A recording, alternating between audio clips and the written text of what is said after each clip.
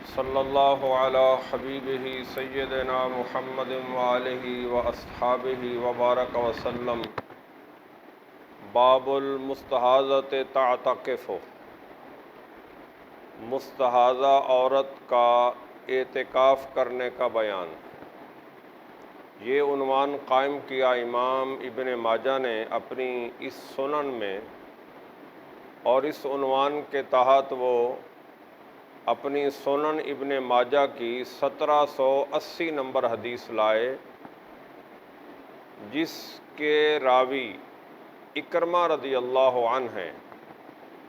حضرت اکرمہ رضی اللہ عنہ کہتے ہیں، سیدہ عائشہ صدیقہ رضی اللہ عنہا نے فرمایا، اعتکفت مع رسول اللہ صلی اللہ علیہ وسلم امرأۃ من نسائہ، ازواج مطہرات میں سے ایک زوجہ نے نبی کریم صلی اللہ علیہ وسلم کے ساتھ اعتکاف فرمایا۔ فکانت تری الحمرۃ والصفرۃ، پس وہ سرخ رنگ کی رطوبت اور زرد رنگ کی رطوبت دیکھتی تھیں۔ فربما وضعت تحتها الطست، تو کبھی کبھی وہ اپنے نیچے ایک برتن ٹب نما یا تشت نما برتن رکھ لیتی تھیں۔ یہ حدیث لائے امام ابن ماجہ۔ اب یہ حدیث بعض الفاظ میں تو یہ ظاہر ہے، بعض الفاظ میں اس کی تعویل کی ضرورت ہے۔ یہ حدیث یہ بتا رہی ہے کہ رسول اللہ صلی اللہ علیہ وسلم کی ازواج میں سے ایک زوجہ نے رسول اللہ صلی اللہ علیہ وسلم کے ساتھ اعتکاف شروع کیا، تو دوران اعتکاف انہیں استحاضہ کی تکلیف شروع ہو گئی۔ جب استحاضہ کی تکلیف شروع ہوئی تو وہ اپنے نیچے ایک بڑا برتن رکھ لیتی تھی تاکہ مسجد آلودہ نہ ہو۔ یہاں پہ مسجد میں اعتکاف کا ذکر تو نہیں ہے، لیکن رسول اللہ صلی اللہ علیہ وسلم نے ساری زندگی مسجد نبوی شریف میں ہی اعتکاف فرمایا ہے، اور یہاں پہ یہ ذکر ہوا کہ آپ صلی اللہ علیہ وسلم کی ازواج میں سے ایک زوجہ نے آپ کے ساتھ اعتکاف کیا، تو جب آپ مسجد میں اعتکاف کرتے تھے تو انہوں نے بھی مسجد میں ہی اعتکاف کیا۔ تو اب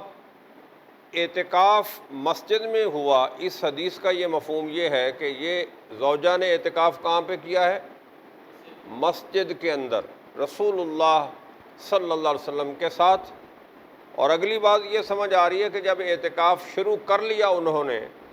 تو پھر انہیں استحاضہ کی تکلیف شروع ہو گئی۔ استحاضہ اس خون کو کہتے ہیں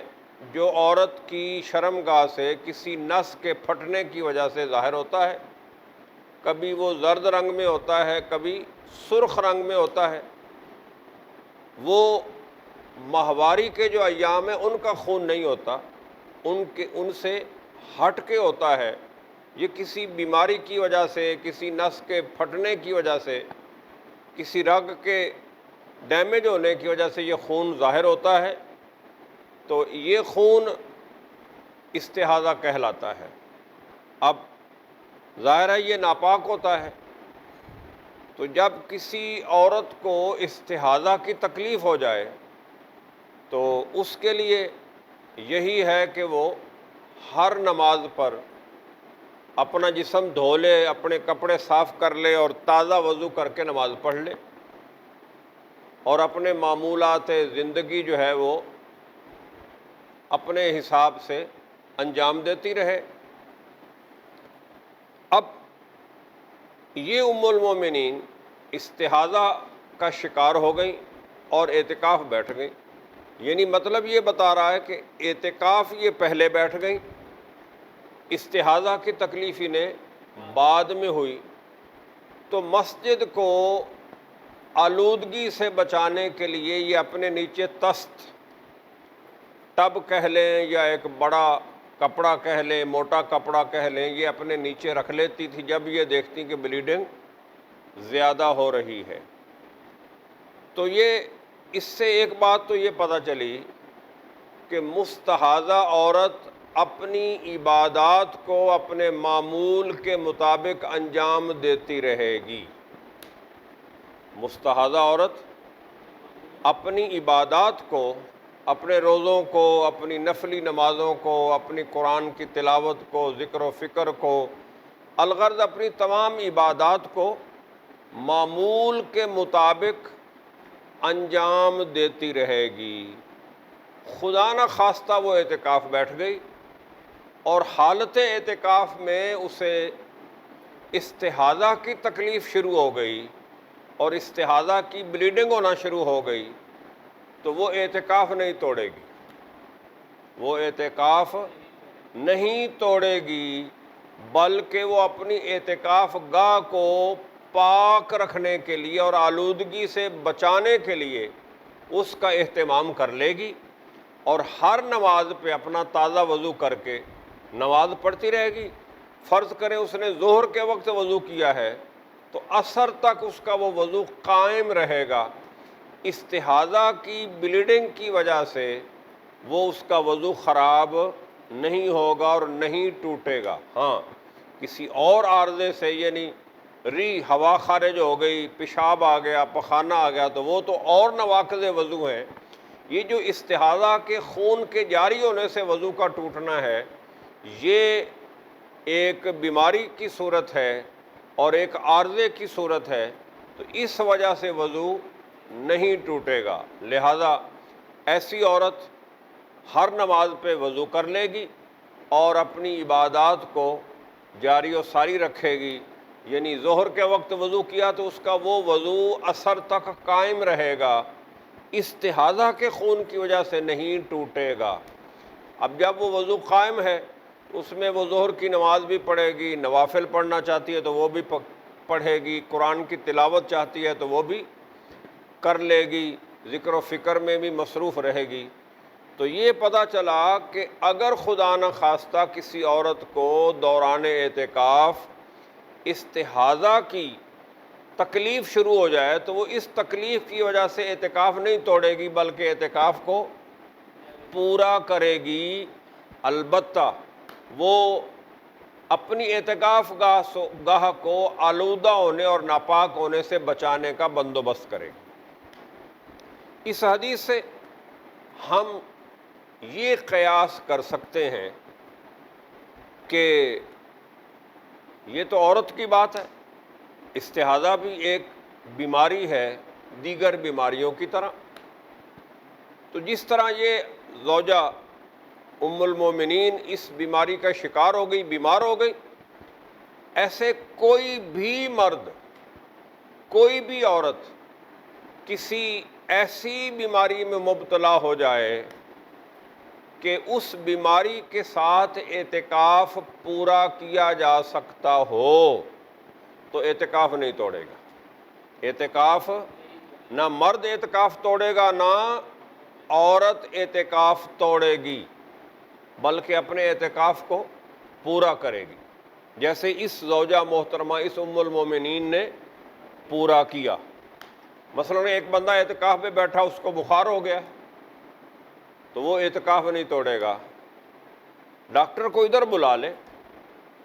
الا یہ کہ بخار اس قدر بڑھ جائے کہ اس کا علاج ہسپتال کے علاوہ ممکن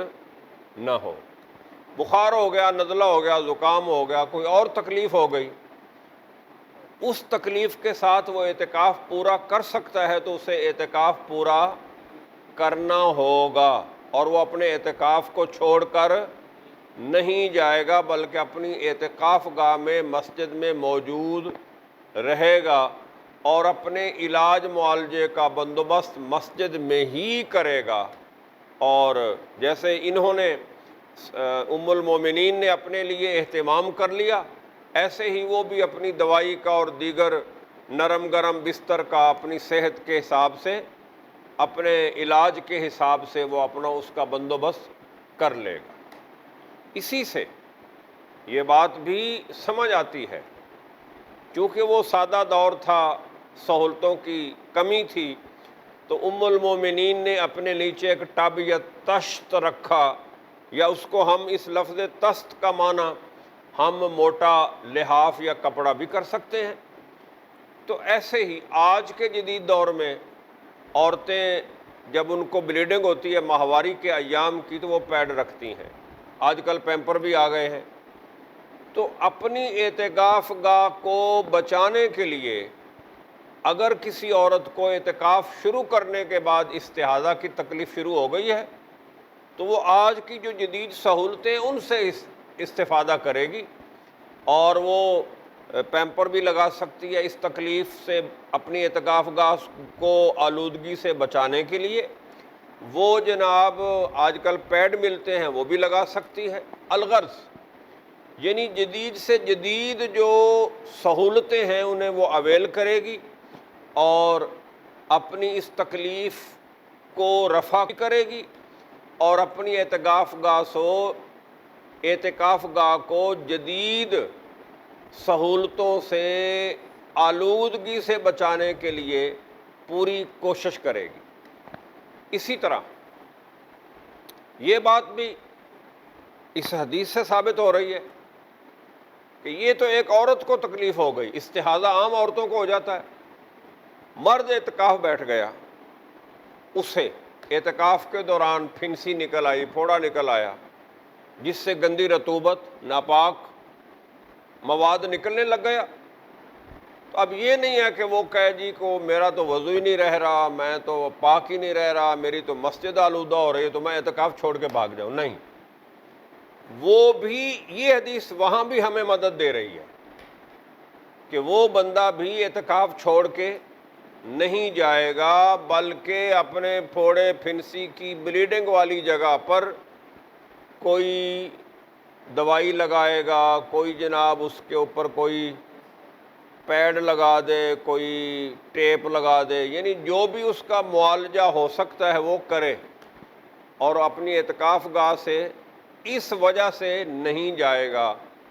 یعنی بلیڈنگ جو ہو رہی ہے اس بلیڈنگ کو روکنے